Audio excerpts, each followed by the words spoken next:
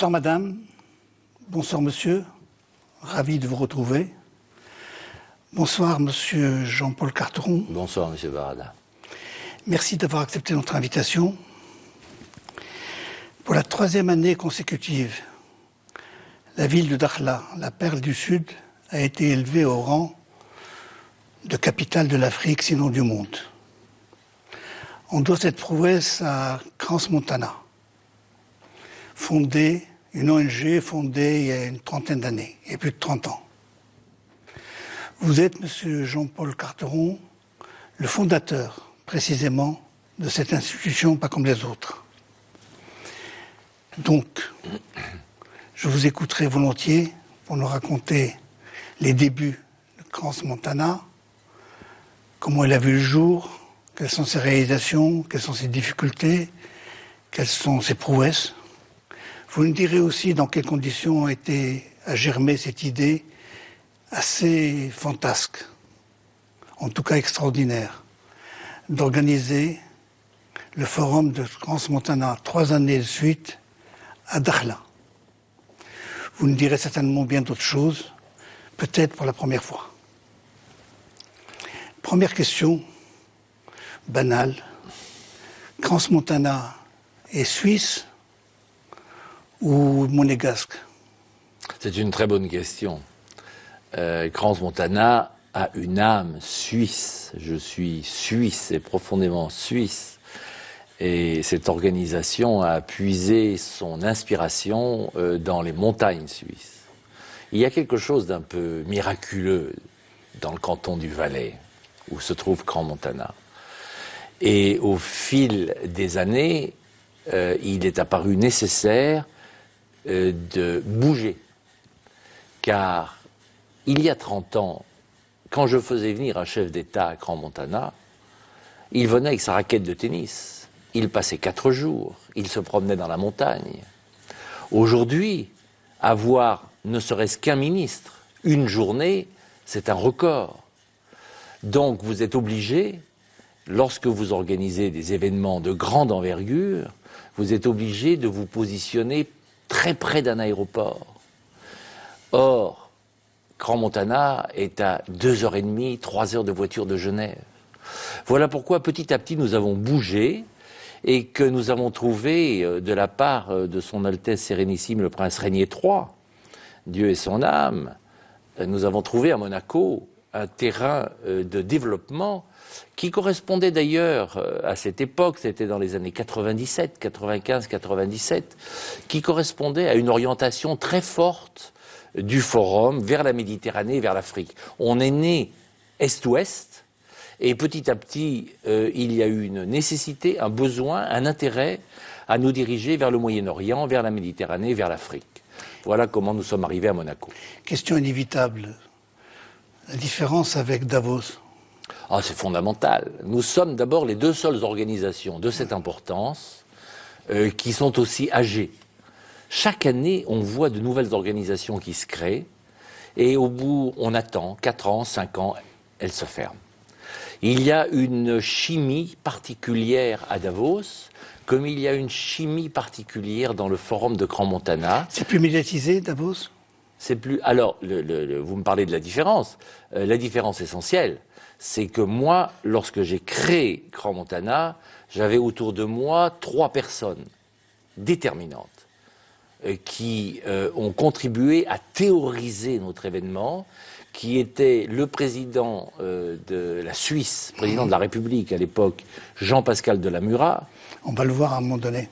Jean Le Canuet, qui était pour moi un petit peu un père, et président de la Commission des Affaires étrangères du Sénat, en France, et également Georges Vaudel, qui a été mon professeur et qui est pratiquement l'un des seuls hommes à avoir eu tous les honneurs de la République française. L'un des auteurs de la Constitution marocaine, l'un des premières. Un grand monsieur. Hamid Hassan II. Qui m'a tout appris. Et nous sommes partis du principe que, en créant le forum de Crans-Montana, nous allions aller vers une institution. Donc nous devions rejeter l'argent, nous devions rejeter la médiatisation. Et si tous ceux qui nous écoutent ont entendu parler 100 000 fois de Davos, et très peu de Grand Montana, c'est tout simplement parce que nous n'invitons pas de journalistes. Nous ne faisons pas de publicité. Nous ne recherchons pas le développement, disons, industriel. Nous ne recherchons pas la foule. Lorsque l'on va à Davos, il y a 3-4 000 participants.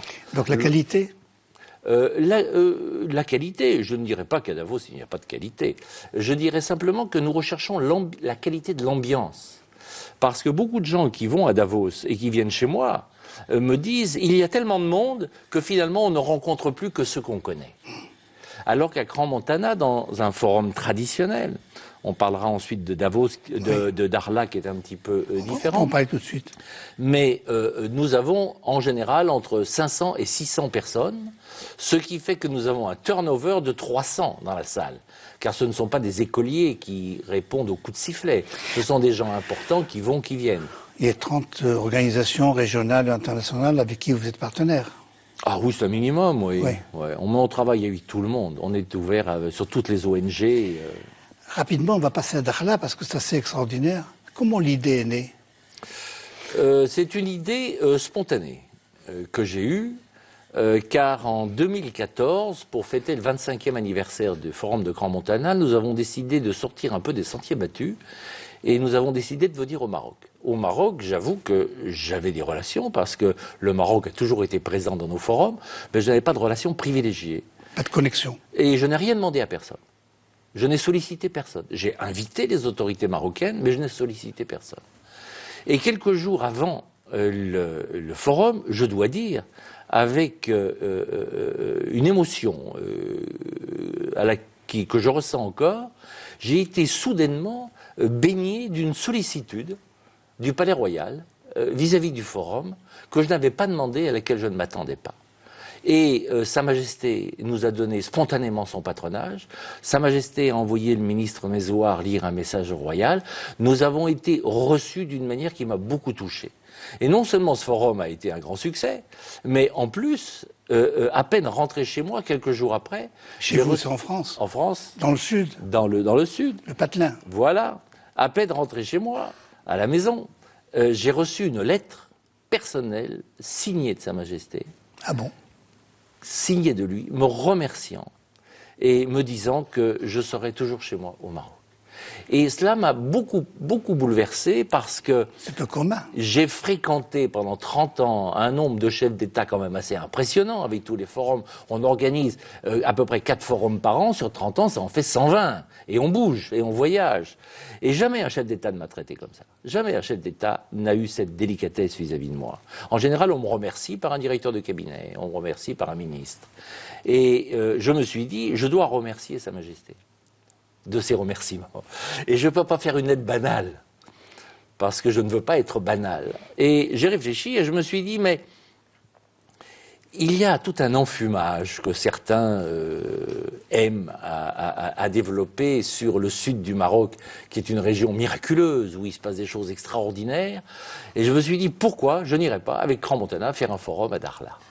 Comme ça. Et j'ai écrit à Sa Majesté, et je lui ai dit... Tout de suite le soir où j'ai reçu sa lettre de remerciement, et je lui ai dit, je suis prêt à venir à Dakhla. Et j'ai eu un écho immédiat, et on a commencé le processus d'un forum à Dakhla. Voilà. C'est aussi simple que ça. Mais qu'est-ce qui s'est passé? Vous ne savez pas où se trouve Dakhla? Je ne savais pas où ça se trouvait. Et alors, le ministre Assad est venu vous voir. J'y suis. C'est plutôt moi qui lui ai fait visite. Oui. Et ensuite, je suis allé à Dakhla. Oui. Et je me suis aperçu à Dakhla que j'avais 70 chambres au maximum. Et je suis revenu en disant, mais j'ai fait une promesse de Gascon. Comment voulez-vous que je fasse un forum à Dakhla avec 70 chambres? Je vais faire quelque chose de modeste, de gentil, un think tank. Je vais réunir quelque chose de simple et de limité. Qu'est-ce que vous avez dit au ministre? Et le ministre m'a dit, allez-y, faites ce que vous pouvez. Et puis, ce que je n'avais pas prévu, c'est que, d'une certaine manière, certains se sont ingéniés à me faire tomber le ciel sur la tête. Et du jour où j'ai annoncé que je faisais un forum à Dakhla, j'ai fait l'objet d'un déferlement, d'un déchaînement très unilatéral de la part de l'Algérie. Ah bon? Et il y a des gens qui se sont employés pendant des semaines à déverser des poubelles de choses horribles sur moi, ce qui m'a un peu enfoncé sur mon fauteuil. Et ils écrivaient à tous ceux qui vous connaissaient. D'abord, ils ont épluché toutes les archives du forum pour répertorier les milliers de personnes qui sont venues, et toute une diplomatie s'est mise en branle pour aller contacter tous mes amis à travers le monde, et surtout on a cherché à me salir. Ce qui m'a atteint un certain temps. Et puis, grâce à eux, j'ai eu la révélation. La révélation que le forum de Crans-Montana, ce n'est pas n'importe quoi, et qu'il est aimé, et qu'il est respecté, et que moi-même, j'ai beaucoup plus d'amis que je ne le pensais. Et à partir du moment où ils ont commencé à envoyer des giclées sur Internet de choses épouvantables sur moi, car c'était tellement ridicule, trafiquant de drogue, blanchisseur d'argent, enfin, on a tout dit sur moi. À chaque fois qu'il y avait une nouvelle instillation de diffamation, je recevais 100 à 150 emails du monde entier me disant « Mais c'est quoi ça? On vient !» On veut venir à votre forum. Même des gens qui ne savaient pas quelle était la problématique vue de l'autre côté de Darla, des gens ont dit on veut venir. Et je me suis retrouvé chez le ministre Assad, au bout de 2 mois, en disant monsieur le ministre, j'ai un problème. J'ai 1200 participants et j'ai 70 chambres d'hôtel. Qu'est-ce que je fais ? Car c'est devenu un succès. Et d'ailleurs, je dois remercier tous ceux qui m'ont diffamé, tous ceux qui m'ont attaqué, parce que pour moi, c'est un éloge de leur part. Quand je vois la qualité de ces gens, être diffamé par eux, c'est un honneur. Et quand... Réponse du ministre. Je dois... Comment ? Réponse du ministre. Le réponse du ministre, nous avons l'article. J'ai dit quel article ? Il m'a dit on a un bivouac. Et à ce moment-là, avec l'aide de Sa Majesté, car je pense que Sa Majesté veillait à tout cela, avec l'aide du gouvernement et des autorités marocaines, nous avons monté un magnifique village de tentes à Darla, et les gens ont été non seulement motivés de venir parce qu'on nous attaquait et qu'on voulait nous empêcher de faire ce forum, mais les gens en plus étaient enchantés d'une expérience un peu à la Livingstone, de venir dans des tentes au bord de la mer, dans ce paradis qu'est Darla, pour participer à ce forum. Mais je dois dire que Darla existe. Le forum de Darla existe, le forum a continué grâce à tous ceux qui ont essayé de nous empêcher de vivre notre vie. Parce que moi, je viens au Maroc, je suis à Darla en terre marocaine, j'organise une conférence. C'est quoi une conférence ? Et là, c'est très important, Monsieur Barada. Une conférence, c'est l'acte démocratique élémentaire. C'est-à-dire que j'offre une plateforme, et sur cette plateforme viennent des hommes et des femmes libres qui viennent voir, regarder, discuter, se faire une religion et repartir chez eux. Et on a voulu m'empêcher de faire une conférence. C'est-à-dire qu'on a voulu transformer Darla en Corée du Nord. Mais ça ne marche pas avec Sa Majesté. Et cette conférence a été un succès. C'est 2015. 2015. Et on a répété en 2016. Et le déchaînement a continué en 2016 ? Non, ça s'est calmé, En 2016 ? Oui, ça s'est calmé parce que... C'est pas surtout en 2017 que ça s'est calmé complètement ? Ça s'est calmé complètement en 2017. Vous savez, on a 135 J'avais remarqué des pays. choses encore en 2016. Il y a eu encore des choses, oui. Du même acabit, parce que l'imagination est assez limitée. Mais je dois dire que cette année, on a eu pratiquement 1500 personnes au total. Quand on prend tous les gens qui étaient là, on a eu 135 pays. On a eu des personnalités de très haut niveau qui sont venus, même de pays qui, a priori, avaient tendance à sympathiser avec ceux qui voulaient nous détruire.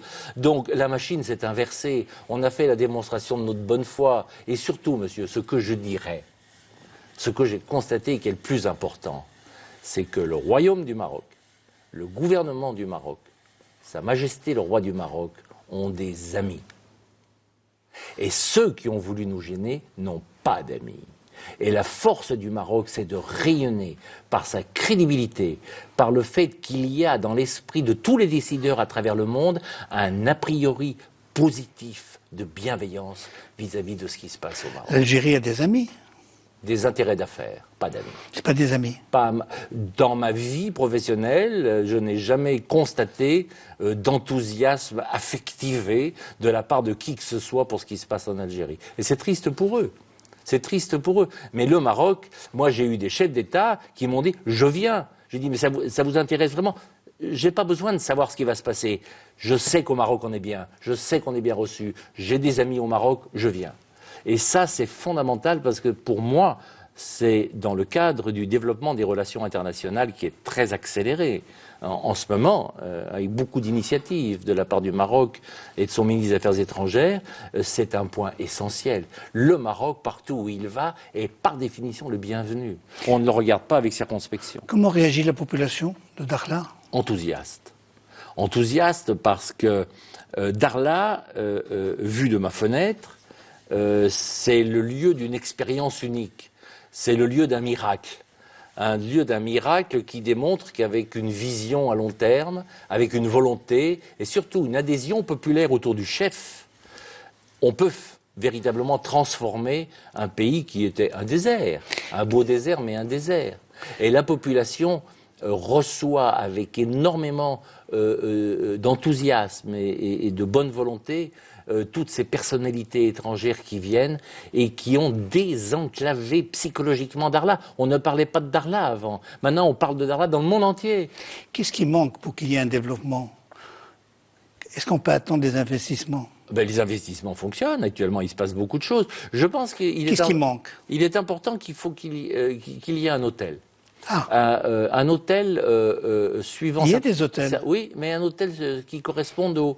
bien sûr qu'il y a des hôtels, mais un hôtel qui de corresponde plus aux attentes de l'homme d'État, l'investisseur traditionnel qui vient, qui a des exigences. Un palace. Pas un palace, mais disons un hôtel comme on en a à Rabat. Avec le Wi-Fi, etc. Absolument. C'est important. Si jamais vous avez un homme d'affaires, ça c'est mon métier de le savoir, vous avez un homme d'affaires qui veut investir, qui débarque quelque part et qui a des problèmes à connecter sa secrétaire, à recevoir ses emails en sortant de l'avion, il y a une distance qui se crée. Et je pense que ça tient à pas grand-chose. Tout ça, ça se développe. Il y a un hôtel qui a ouvert spécialement pour le forum, là, au mois de février. Un très bel hôtel. Et il y en a d'autres en construction. Donc, ce qui manque, c'est en train de se combler. C'est pas... Il y a une ligne Paris-Dakhla? Oui, depuis quelques semaines. J'ai vu qu'il y avait un avion direct, Hop, je crois, oui, la compagnie française. La succursale d'Air France. Et j'ai vu que... Alors ça, c'est fondamental. Parce que lorsque vous calculez... C'est une fois, 2 fois par semaine? 2 fois par semaine, d'après ce que j'ai vu. Oui. Si vous prenez l'avion pour Casablanca, vous passez 1h30, 2 heures d'attente, vous repartez sur Dakhla, ça fait un long chemin. Oui. Et ça, c'est aussi un obstacle. Et l'obstacle est en train d'être levé. Enfin, Dakhla, de par la volonté de Sa Majesté, c'est clair, c'est visible, est en train de s'intégrer globalement à la carte des affaires du monde. Est-ce qu'on peut dire que ce qui se passe à Dakhla, avec le forum, accompagne la politique marocaine en matière africaine? Bien sûr.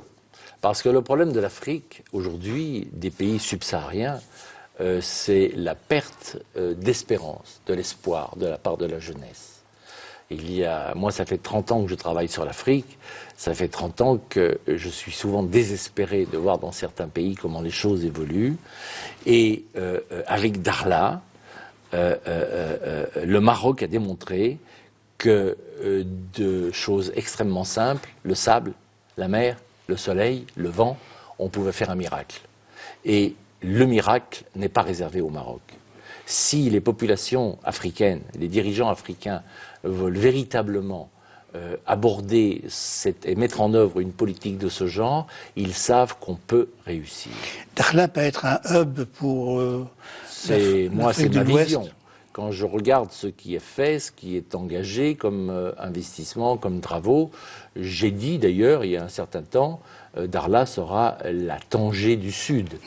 Et Dakhla sera véritablement le point focal de toute l'économie ouest-africaine. Et la démarche de Sa Majesté d'aller vers la CEDEAO est très significative.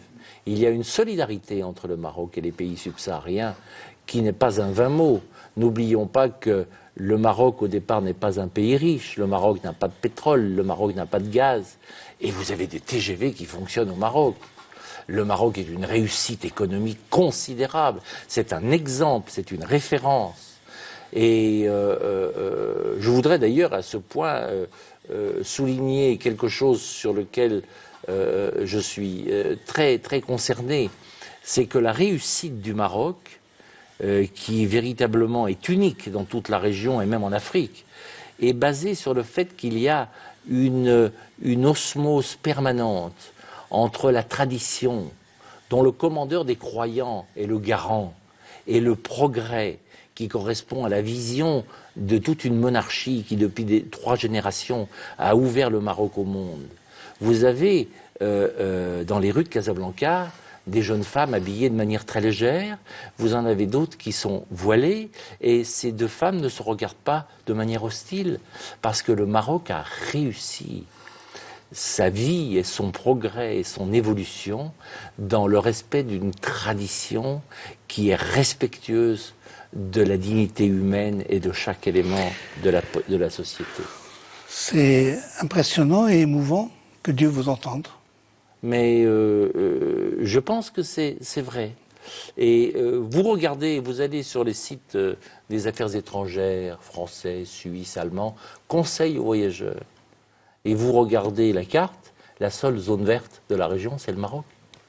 C'est le seul endroit où moi j'aime me promener le soir à Rabat ou à Casablanca. Avant de me coucher, je vais me promener dans les rues. Je suis pas sûr que je ferai la même chose à Paris. J'ai pas de problème ici. Parce que les gens sont bien. Vous savez, tout ce qui déstabilise le monde en matière de terrorisme, d'insécurité, ça naît de quoi? Ça naît de gens qui ne sont pas intégrés, qui ne sont pas bien dans leur vie sociale. Ici, on sent qu'il y a une vie apaisée. Et le fait que la personne du roi ne soit jamais un enjeu politique dans les débats démocratiques du pays, c'est la référence. Regardez ce dont souffrent tous les pays des grandes démocraties occidentales aujourd'hui, c'est le problème de l'élection présidentielle. Alors que le monarque, au sens politique du terme, le roi, le président, doit être la référence, la balise, l'arbitrage, la tranquillité, la sérénité. Aujourd'hui, c'est devenu une source de conflit. La force du Maroc, c'est ça. La force du Maroc, c'est de démontrer qu'il y a un homme respecté de tous, accepté par tous. Et lorsqu'une politique est mise en œuvre, il y a une adhésion populaire. C'est pour ça que le Maroc réussit. Je vous entends très bien et je partage en gros votre opinion. Que Dieu vous entende encore une fois. On ne va pas passer à votre itinéraire, ça serait trop long, mais on va prendre des parties. À 20 ans, vous avez été invité par le président Nasser. À 20 ans, c'était en juillet 1966. Racontez, c'est quand même incroyable. J'étais étudiant. Oui. En 2e année de droit. C'était peut-être vos débuts dans la politique. J'habitais dans une chambre de bonne, oui, au 7e étage, sans ascenseur, mais à l'époque j'étais jeune. J'avais pas d'eau dans la chambre et il n'y avait pas de chauffage. Et un jour, on tape à la porte et je tombe en face d'un monsieur égyptien. Bien habillé. Bien habillé, avec un garde du corps, et totalement essoufflé d'avoir fait les 7 étages. Et il m'amenait une lettre. C'était l'ambassadeur du président de la République arabe unie, le colonel Kamal Abdel Nasser. Et j'ai découvert à ce moment-là, comme étant passionné pour le sauvetage des monuments d'Abou Simbel, j'avais été l'étudiant qui avait organisé le réseau le plus important en résultat de la vente des timbres UNESCO qui permettaient de financer Abou Simbel. Et ça avait ému le président Nasser, et il m'avait fait une lettre en me disant « Monsieur, vous êtes mon invité, vous venez quand vous voulez en Égypte. » 2 semaines. J'aurais pu rester 1 mois, 2 mois. Vous êtes parti en bateau? Je suis parti en bateau parce que j'avais droit à un billet première classe en avion. Mais comme j'avais 2 amis avec lesquels cette occasion inespérée me permettait d'envisager un voyage après les 15 jours en Égypte, j'ai changé mon billet première classe contre des billets beaucoup plus modestes sur le pont. Et nous sommes partis à 3. Moi, je suis descendu à Alexandrie et eux, ils ont continué sur Beyrouth où je les ai retrouvés 2 semaines après. Et là, vous avez rencontré le président? Alors, j'ai rencontré le président à plusieurs reprises. Vous avez habité où? J'ai habité à Héliopolis. J'ai dormi 2 nuits dans une chambre qui était sur son palier, qui était proche de lui et qui était à côté. Et je me suis levé très tôt, ce que je n'aime pas, parce qu'il prenait le petit déjeuner vers 6h30 le matin, où il allumait sa première cigarette, et on se couchait le soir vers 2h du matin, après qu'il ait fait une partie d'échecs avec le maréchal Amer à l'époque. Et je suis allé à côté de lui. Le petit déjeuner. Au 22 juillet, je crois que c'est le 22, je ne me souviens jamais du jour exact, c'est le 23, la fête de la Révolution, ouais, le 23. Et le petit déjeuner d'abord. Donc le 23, j'étais dans la tribune présidentielle au Cairo Stadium. Alors le petit déjeuner se déroulait donc autour de cette table, et c'est là où j'étais très impressionné parce que il avait un magnifique briquet qui lui avait été offert, m'a-t-il dit, par le roi d'Arabie Saoudite. Et il avait un aide de camp derrière avec les poches pleines de ses paquets de cigarettes LM. Je me souviens, il fumait des paquets de cigarettes LM, des paquets où il y avait plein de fleurs dessus. Et il se servait du briquet une fois par jour. Il allumait sa cigarette et après c'était cigarette sur cigarette. Et je pense qu'il fumait une quantité industrielle de cigarettes. Et vous avez bavardé. Et on a parlé. Il était très paternel. Il était... il posait des questions. Il parlait beaucoup. Il parlait beaucoup en me disant, il m'a parlé de la nationalisation du canal, il m'a parlé du barrage, il m'a parlé de beaucoup de choses. J'ai noté certaines choses que j'ai mises sur mon blog. Je ne me souviens pas de tout. Mais j'avais en face de moi un homme, avec le temps, parce qu'à l'époque j'étais un gamin, donc je ne comprenais pas grand-chose à la politique. Mais avec le temps, je me suis dit que c'était un des grands ratés de l'histoire du monde, que les Américains, par une politique étrangère qui n'était peut-être pas aussi subtile qu'il eût été souhaitable, les jetaient dans les bras de Khrouchtchev. C'était un homme qui pouvait être véritablement, pour l'Occident, une balise. Et pour la fête de la Révolution, le 23 juillet, vous avez été en Alexandrie. Non, le 23 juillet, j'étais au Cairo Stadium. Bon. Et puis... il y a eu un son et lumière, j'imagine. Alors ça, c'est la fin de mon séjour. Mm-hmm. À la fin du séjour, le ministre de la Culture, qui était mon poisson pilote, qui s'occupait de moi, m'amène pour faire mes adieux. On est dans le bureau de Nasser, pour dire au revoir, pour le remercier. Et puis il commence à parler en arabe, donc je ne comprends rien. Et je vois les yeux du Raïs qui commencent à tourner, noirs. Figurez-vous qu'on avait oublié de m'amener au son et lumière. Et le son et lumière, c'était vraiment, ça a toujours été le point de fierté du tourisme cairote. Alors, immédiatement, le ministre, je comprends, dit qu'on va rectifier le tir, parce que je m'en vais le lendemain matin, je vais prendre le bateau à Port Saïd, et le soir, on m'emmène, donc avec ma voiture, on m'emmène au son et lumière. Et là, j'arrive devant une foule de gens en colère, qui rouspétaient, qui tempêtaient. C'était toute une bande d'Anglais et d'Américains, parce que le trajet du touriste idéal, il descend à Alexandrie avec son bateau, il vient passer 2 jours au Caire, et hop, il revient à Port Saïd, il reprend son bateau, il continue. Et ce soir-là, le son et lumière était en anglais, programmé pour les Anglais, pour les croisiéristes anglais. Et comme on m'a fait le son et lumière pour moi, sur instruction du Raïs, c'est passé en français. Donc il fallait rembourser tous ces gens qui faisaient... C'était épouvantable, le bazar qu'il y avait à l'entrée. Et moi, je me suis trouvé assis au milieu de milliers de chaises, tout seul, à regarder le son et lumière en langue française. Vous avez eu droit à un palais. Alors j'ai eu droit, lorsque j'étais à Alexandrie, on m'a logé au palais de Muntaza. Ah, c'est le palais de Farouk. La résidence du roi Farouk. Et c'est de là qu'il a quitté l'Égypte le soir du coup d'État. Et il a pris son yacht pour partir sur l'Europe, je crois. Et le palais était inchangé. Inchangé. On n'a touché à rien. On n'a touché à rien. Il y avait même, ce qui m'a frappé, on m'a fait rentrer dans la salle de bain. Le tube de dentifrice était ouvert. Il y avait le dentifrice qui sortait du tube au moment où le roi devait s'apprêter à se laver les dents, au moment où on est venu le chercher en disant c'est terminé, il faut partir. Et rien n'était touché. Rien n'était touché. Et vous avez dormi là? J'ai dormi là et naturellement, comme dans tous les programmes, il y a des moments où on a envie de se débarrasser de son invité. Donc on m'a mis là vers 2h de l'après-midi et on m'a dit « vous vous reposez ». Dans le programme, c'était marqué « reste ». Et si vous voulez aller vous baigner, vous avez une petite plage privée en bas, une petite crique magnifique devant le palais de Muntaza. Donc j'ai mis mon maillot de bain et je suis descendu. Et puis pendant que je nageais, j'ai vu des hommes qui étaient sous un parasol. Il y en avait qui jouaient aux échecs, qui discutaient, etc. Et il y a un monsieur parmi ces hommes qui, voyant un gamin, j'étais un gamin, en train de nager, m'a fait signe, il m'a dit venez. Alors j'y suis allé, puis on a commencé à parler, et c'était Yasser Arafat, qui était en train de créer l'OLP à l'époque, c'était la période où il créait l'OLP au Caire. Et coup de foudre. Oui, on est devenus amis, enfin surtout lui vis-à-vis de moi. On a beaucoup parlé et on s'est jamais quitté. Oui. Il y a eu une période où on ne s'est pas vu, de 66 à 77, 78 à peu près. Vous l'avez revu en Tunisie? J'ai vu beaucoup en Tunisie. Je l'ai revu à Gaza. Il m'a invité juste après son retour à Gaza. Je l'ai vu à Ramallah. Et vous avez essayé de monter quelque chose, une rencontre entre lui et Shimon Peres? Je n'ai pas essayé, j'ai réussi. Grâce à lui, j'ai rencontré Shimon Peres. Grâce à Shimon Peres, j'ai rencontré Yitzhak Rabin.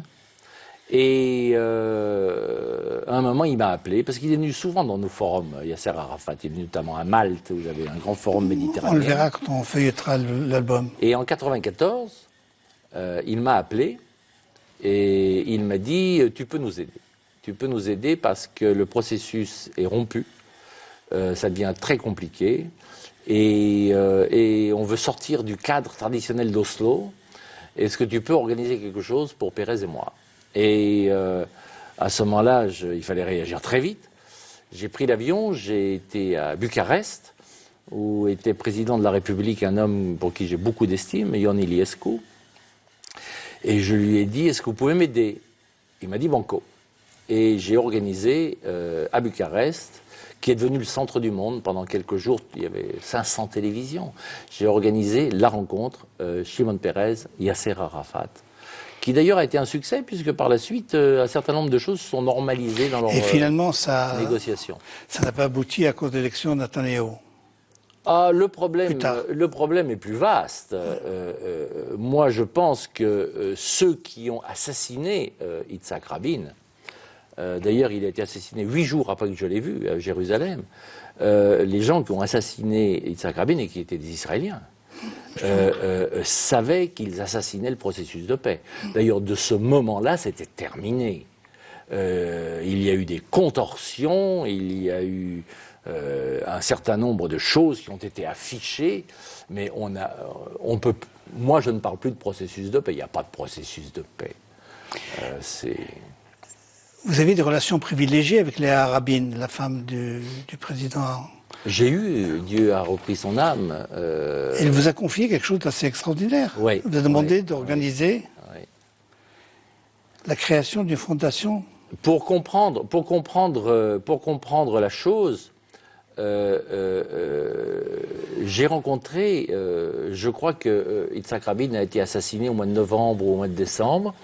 Et 8 jours avant, j'étais dans son bureau où je lui disais « J'aimerais que vous veniez à Crans-Montana au mois de juin prochain pour recevoir le prix de la Fondation, qui est un prix très prestigieux qu'on donne à des personnalités exceptionnelles. » Il m'a dit « J'accepte. » 8 jours après, il est assassiné. Et à ce moment-là, je reviens en Israël. Je vais voir sa femme, sa veuve, Léa Rabin, une grande dame. Et je lui dis, madame, c'est le président de la Suisse, Jean-Pascal Delamura, qui va décerner ce prix. Ça serait bien si vous acceptiez de le recevoir à titre posthume. Et elle est venue.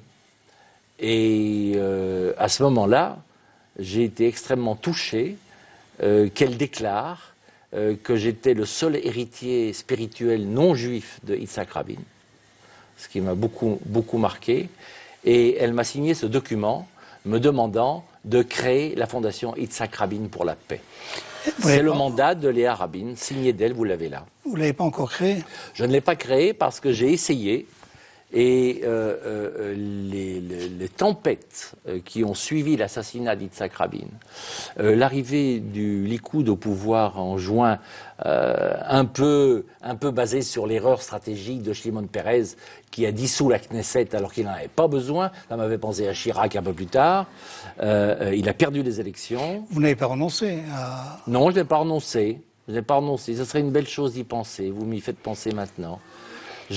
Mais à la même période, j'ai une lettre de l'autorité palestinienne par laquelle Yasser Arafat me demandait de créer quelque chose de très beau qui m'aurait beaucoup plu, qui était l'université libre de Jéricho. Et là aussi, c'était pas possible. C'était pas possible. On va revenir à Crans-Montana, à la naissance. Est-ce que vous pouvez nous dire comment c'est né? Au départ, c'était un club... C'était un club qui s'appelait d'ailleurs le Club de Lausanne. Oui. Alors c'était quoi le Club de Lausanne? Le Club de Lausanne, c'était un cercle de 40, 50, 60 personnes au départ. Que vous avez créé? Des amis que j'ai créés, avec ceux qui ont été notamment les fondateurs du forum par la suite, Jean Le Canuet et surtout Jacques Kosciusko-Morizet, le grand ambassadeur du général de Gaulle, qui est mon père spirituel, dont je me réclame par rapport à tout ce que j'ai appris, car c'est lui qui m'a tout appris, y compris un langage un peu militaire, mais clair et précis. Alors le club consistait au départ à réunir des amis pour discuter au bord du lac, qui avaient des points communs. Mais Kosciusko-Morizet a eu une vision. Kosciusko-Morizet était un visionnaire. Il a annoncé la fin du communisme. Et fin septembre 89, d'ailleurs c'est la date de la création de mon organisation. Il n'y a pas à tricher là-dessus. Fin septembre 89, il m'a dit le communisme est mort. Et on va avoir besoin d'une plateforme, d'une passerelle est-ouest. Il faut transformer notre petit cercle amical en forum. Et comme j'habitais à Sion à l'époque, la capitale du Valais, eh bien je me suis tourné vers le centre de congrès le plus proche, qui était Crans-Montana. Je n'ai pas fait de calcul. Je n'ai pas fait de business plan. Je suis allé à Crans-Montana et on a commencé à Crans-Montana. Un mot sur Kosciusko-Morizet. Il avait dans son portefeuille un document. Il avait dans son portefeuille un document auquel il tenait beaucoup. Parce que cet homme était non seulement visionnaire, mais c'était un homme extrêmement intelligent. C'était un grand homme. Et alors qu'il était ambassadeur à Washington, le Watergate, l'immeuble du Watergate est cambriolé par les républicains. Et pendant des mois, ça fait l'objet de temps en temps une petite ligne à la dernière page. Avant que le Washington Post ne s'en empare. Oui, ça a mariné très très longtemps jusqu'à ce que ça sorte. Et l'ambassadeur, lui, il avait senti. Et toutes les semaines, il faisait un telex codé à la centrale, au ministère des Affaires étrangères à Paris, en disant attention, attention, cette affaire est très mauvaise, ça va sortir, ça va exploser, ça va être... Et à un moment, son chef, vous savez que les chefs sont toujours plus intelligents que tout le monde, à un moment, son chef, le directeur de l'Amérique au Quai d'Orsay, lui a envoyé un télégramme, et il en gardait la copie décodée dans son portefeuille, et ce télégramme était, je m'en souviens mot à mot, mon cher Kosciusko, veuillez cesser d'embouteiller le chiffre avec ces dépêches concernant ce prétendu Watergate qui n'intéressera jamais personne. Pardonnez-moi, amitié, signé son chef. C'est extraordinaire. Et il a gardé, ironie de la vie, il a gardé ce document dans son portefeuille toute sa vie. Pour continuer, j'ai pensé que ce serait bien de passer en revue des images. Continuer à raconter l'histoire avec des images. Première image. Ça, c'est la conclusion du dernier forum. Ça, c'est... la remise des prix. Oui, c'est une photo qui symboliquement est très forte pour moi. Pourquoi? Parce que d'abord, il y a, ici à la gauche, il y a mon successeur. Vous savez, je ne suis plus le président du forum. Vous êtes le fondateur. Je suis le fondateur et c'est un homme qui prend ma place, parce que je souhaite qu'il prenne ma place, qu'il la prend avec beaucoup d'intelligence, de subtilité, de finesse. Il est très apprécié et je suis content qu'il soit là. Ensuite, il y a à côté une dame qui s'appelle Tuki et qui est la ministre de la condition féminine aux îles Salomon, dont je suis l'ambassadeur à titre de geste spontané de ma part. Et là, il y a la ministre marocaine. La ministre marocaine Hakima El Haïté, qui est le symbole de ce travail incroyable qu'a fait le Maroc pour la promotion de la femme. Il y a dans ce pays, pour les femmes, les meilleures opportunités d'occupation, de postes de responsabilité. Et là, il y a le ministre français. Et puis, le secrétaire général adjoint des Nations Unies, M. Philippe Douste-Blazy, qui est venu par 2 fois ouvrir officiellement le forum de Dakhla. Je vais vous demander de parler rapidement. Ça, c'est... Jesse Jackson, c'est mon vieil ami. C'est un des pères du forum aussi. C'est un des militants les plus actifs des droits de l'homme. Et c'est très important, symboliquement, qu'il soit venu à Dakhla et qu'il soit à Dakhla. Il vient régulièrement, chaque année. Ça, c'est le Malien. Lui, c'est le symbole du succès de l'africanité. C'est le seul C'est l'ancien Premier ministre. C'est le seul Africain qui est astrophysicien, qui a travaillé à la NASA pendant 15 ans, qui a été le fondateur de Microsoft Africa et qui a été Premier ministre du Mali. Là, vous êtes avec le président du Sénat. Sénat Nigeria. C'est un monsieur extrêmement puissant et important au Nigeria, et pour différentes raisons que vous suivrez dans mon regard, le fait que je l'ai convaincu et qu'il soit venu à Dakhla pour être l'une des personnalités phares du forum est un symbole magnifique et qui vient à la suite du succès du voyage officiel de Sa Majesté au président Buhari à Abuja. Là, on a quelqu'un de bien connu, notre Dominique ami de Villepin, qui a été à votre place il n'y a pas longtemps. Le flamboyant Premier ministre français. Là, il y a l'Espagnol Zapatero. Sa présence à Dakhla est importante parce que l'amitié de l'Espagne est très structurante pour le Maroc. Il ne faut pas oublier que le Maroc a été le premier pays d'Afrique à faire sa demande d'entrée à l'Union européenne, même si c'est plus symbolique que réalisable, et que la porte d'entrée, le gateway que représente le Maroc par rapport à l'Afrique, passe par l'Espagne. Donc la présence de l'Espagne était importante. Un autre symbole, c'est l'abbé Pierre. L'abbé Pierre m'a demandé, alors que c'est un homme qui vivait dans le dénuement le plus total, le seul objet de luxure qui était le sien était sa Légion d'honneur. Et il m'a dit, je ne suis pas un homme à recevoir des prix, mais si ce que l'on dit sur moi est vrai, avant de mourir, j'aimerais que vous me donniez votre prix de la Fondation pour inscrire mon nom dans la liste et que je puisse être le témoin de la valeur du travail humaniste que vous faites dans votre organisation. C'est quelque chose de très émouvant. Ça s'est passé à Monaco, en présence du prince souverain de Monaco. C'était quelque chose de très fort. Simone Veil. Oui, 2 personnes que je respecte beaucoup. Simone Veil, d'abord. Vous savez qui est ce personnage. Et puis le président, à l'époque, le président du Parlement de Monaco, qui est un homme politique particulièrement brillant. Celui-ci est le président suisse que vous aviez évoqué tout à l'heure. J'aime dire qu'il a été à la fois mon père, parce qu'il veillait sur moi, et mon frère, parce qu'il m'a assisté dans les débuts du forum, qui n'a pas fait que des gens satisfaits quand on s'est créé. Et lui était à mes côtés et toujours resté à mes côtés. Là, il y a une photo très intéressante, c'est Gorbatchev. Oui, on voit Gorbatchev avec sa femme Raïssa qui est partie trop vite, et puis son interprète. J'ai une histoire sur son interprète. Allez-y. J'ai travaillé un peu le russe, je ne parle pas russe, mais j'ai travaillé un peu le russe parce que ça m'intéressait. Et parlant avec Gorbatchev à Crans-Montana, je me suis aperçu que les traductions ne correspondaient pas réellement en consistance à ce que je disais.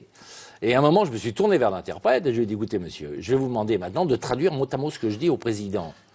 Je dis que je considère que ce que vous traduisez n'est pas exactement ce que je dis. Donc le type blanc traduit à Gorbatchev, et Gorbatchev éclate de rire.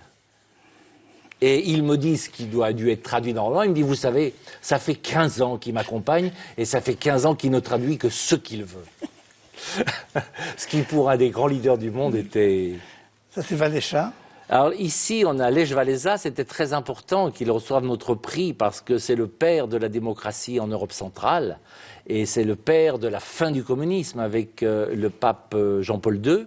Et à côté, il y a le président Schuster, qui était le chef de l'État slovaque. Là est la photo qu'on attendait. Voilà, voilà, ça c'est la photo qui pour moi est la plus symbolique du travail que le Forum a effectué au cours des années. C'est à Bucarest, dans la Maison de la République, au Palais de la République. Je reçois mes deux invités, mon ami Arafat et celui qui est devenu mon ami Shimon Peres, qui est venu très souvent dans nos forums par la suite. Et c'était le début de cette aventure. Une photo document très compromettante. Non, c'est pas compromettant. Pas par vous. Oui. Pour celui qui figure. Ah bon? Non, non, pourquoi je... Après le déchaînement de l'Algérie, voilà votre flécha au Forum. Mais le président Bouteflika d'aujourd'hui n'est pas celui que j'ai connu là.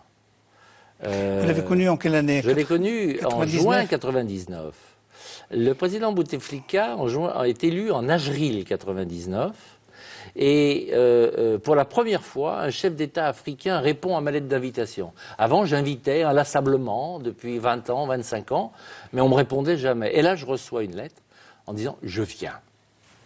Et j'ai découvert à Crans-Montana un homme extrêmement séduisant, ouvert, moderne, qui tranchait avec ses prédécesseurs. Vous l'avez accompagné à New York? Et il m'a dit, si vous venez à l'Assemblée des Nations Unies à New York après l'été, je serai très heureux de vous inviter à déjeuner à New York. Donc je suis allé à New York. Parce que dans mon métier, ou bien on répond à ces invitations, ou bien on change de métier, c'est clair. Donc je suis allé à New York, et il y a un point qui est important, c'est que j'ai assisté à la conférence de presse qu'il a donnée avec tous ses conseillers qui étaient là, qui étaient des gens d'ailleurs très sympathiques, Amit Temar, Ben Chenou, etc. Ben Hachenou, le ministre des Finances, ils étaient tous là. Et à un moment, on lui parle du Maroc. Parce que historiquement, d'ailleurs, j'ai jamais compris, la stratégie essentielle de la diplomatie algérienne, c'est de chercher des noises au Maroc. D'ailleurs, tous les diplomates du monde entier que je rencontre me le disent, on ne comprend pas. Ils ne s'occupent pas de leurs intérêts, ils s'occupent du Maroc. Et à un moment, il y a un journaliste qui lui dit « Mais alors avec le Maroc, Monsieur le Président, qu'est-ce que vous entreprenez ?» Et il a répondu, je me souviens des mots, il a répondu « Je dois changer l'état d'esprit de mes diplomates. Nous devons nous entendre avec le Maroc. Nous devons régler nos problèmes avec le Maroc. Et je vais vous dire pourquoi. Et je vais vous donner un scoop. C'est ces mots, hein. Je vais vous donner un scoop. Les Marocains n'ont pas l'intention de déménager. » Éclat de rire dans la presse. Et il ajoute, c'est la raison pour laquelle nous devons être amis avec le Maroc. C'était l'époque. Au début... 99, oui. C'était octobre 99, New York. Ça n'a pas duré longtemps. Siège des Nations Unies. La suite, j'ai débranché. Vous savez, les chefs d'État viennent vers Carteron, enfin maintenant mon successeur, et le Forum de Crans-Montana, quand ils ont besoin. Et puis ensuite, ils partent sur leur chemin. Ils reviennent quelques années après. Mais on ne fait pas partie des priorités stratégiques quotidiennes. Malheureusement, cette émission prend fin. Il me reste à vous infliger un petit jeu qui s'appelle l'autoportrait chinois.